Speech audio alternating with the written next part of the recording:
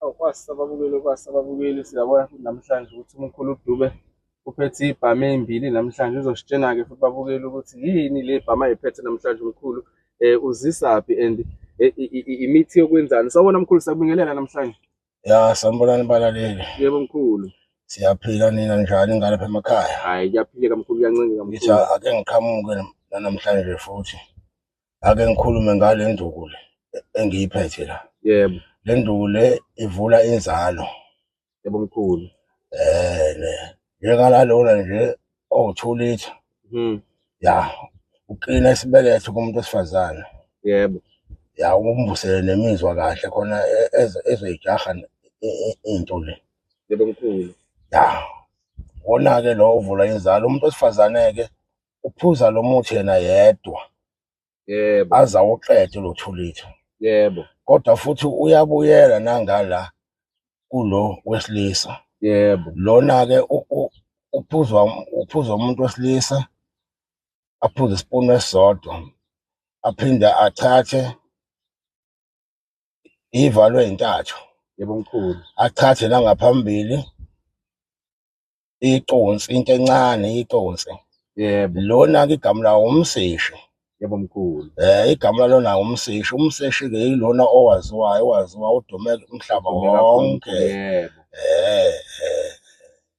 Zonke-ke izinto zibhaliwe-ke zona-ke futhi-ke hamba kanjani. wona-ke ujwayelekile. Yebo mkhulu. Awunayo nje inkinga. Yebo. Ngoba sithatha ngey'valo ey'ntathu siyasikhuluma ngalezi iy'valo. Iy'valo lezi zawo esekhaya.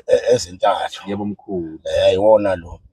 Lona-ke owu-2 litha wabantu besifazane, igama lawo yiphi kankani. Iphi kankani mkhulu. Ngoba izinto zenza ngenkani uma usuke uzenza.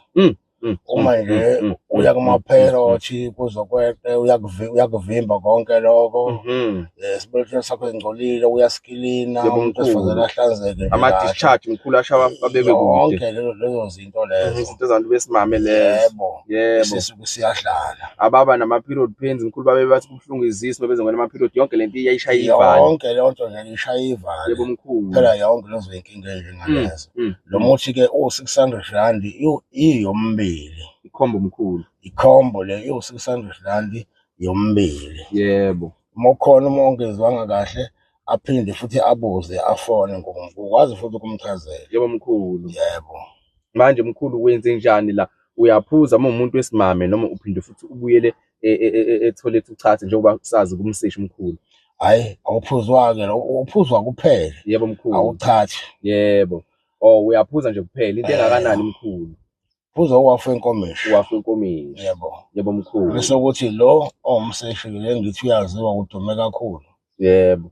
Uphuza i-1 spoon. Isipuni nje kuphela. Ya, ubulala yonke into, unomhlomo egazini, unomeqo, uyashaya zonke lezo zinto lezo ushawa yizona. Isiso esigcwala umoya.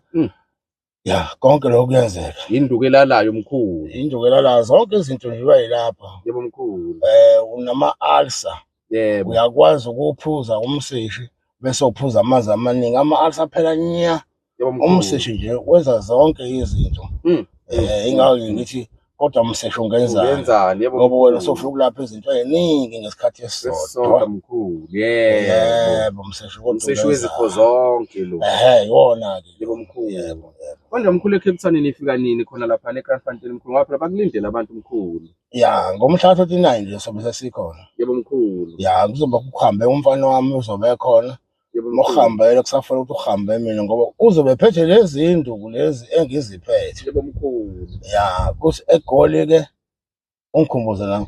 eGoli khona ngomhla ka-3 mkhulu, ngomhla ka-4 mkhulu mhlawumbe bese siqhamukile ngakhona koGoli mkhulu. Ya, ngoba phela uyena lo ngisho uthale esuke sikhuluma naye. Yebo mkhulu. eGoli-ke uzofika ngomhla ka-3 kuya ku-4. Yebo. Ya, uzobe phethe zona lezi zinto esikhuluma ngazo kanye nezinye futhi ezikhona. Le-3-in-1 izobe ikhona elapha abantu. Yebo mkhulu. Ya, ningalekho nikhali ukuthi into zona ayilungi. I-3-in-1 ikhona, uzofana ugezwe lapha yonke into uzayithola. Hayi, asibonge mkhulu, seleshe siyivala mkhulu, sesihambile nesikhathi mkhulu. Yebo-ke. Yebo-ke. Hhayi-ke babukeli, nebonela umkhulu uDube, umkhulu wabo bonke abantu, uphilisa bonke abantu. Namhlanje uyahamba futhi umkhulu useyohoda kule koThekwini mkhulu, futhi uzophinda abuye nezinto ezinye mkhulu. Oshiya ukugcina kamagama mkhulu, mhlawumbe okunye nje okukodwa nje mkhulu mhlambe okuzosiza abantu mhlambe mkhulu umuthi wephika ngoba phela mkhulu abantu bayagula mkhulu khona umuthi ke ngabona ukhuluma ngawo mkhulu wephika mkhulu uthini ngawo mkhulu Ukhona nomuthi wephika. Umuthi wephika-ke uthengela inyama enhloko nje mhlambe ka-R200. yebo Uzothatha lo muthi uwuhlanganise namanzi ubile kuzokuvuthwa lenhloko. yebo Mayiphuma lapho-ke sowubilile-ke uzophuza nje mhlawumbe ikota yenkomishi ngosuku, uphuze ikota yenkomishi ngosuku noma kabili ngosuku, phuza kanjalo. Iphika-ke sometimes liyadilika, into engelutho nje iphika. Ayi nizwile-ke ababukeli-ke nizwile kumkhulu Khona umuthi wephika. kwalona iphika into engasho lutho la kuyena uma ukuthi uyahefuzela lapho uyazizwa ukuthi nenkinga mhlawumbe iphika lapho liyanyuka liyehla lenza zonke izinto ebezuziqonda shayela kumkhulu kuyona inamba yakhe ezofica khona lapho veza lisikrini babukeli siyaphuma-ke manje besibuke mkhulu Hhayi inkosi inibusise balaleli.